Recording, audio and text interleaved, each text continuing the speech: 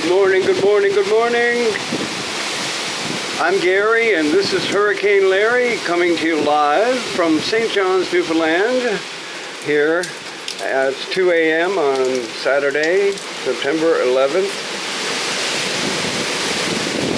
A famous date in history, and now to be recognized once again for Hurricane Larry.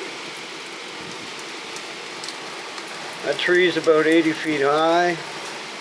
Pretty safe though, because it's in the front of the house. Of course, I can't go out on the street because I'd blow away. Not that heavy.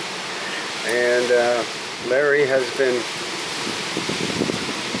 tossing and turning those trees like crazy, and the winds have just picked up. And believe it or not, right now it's, I was going to say a little calmer, but that changed quickly.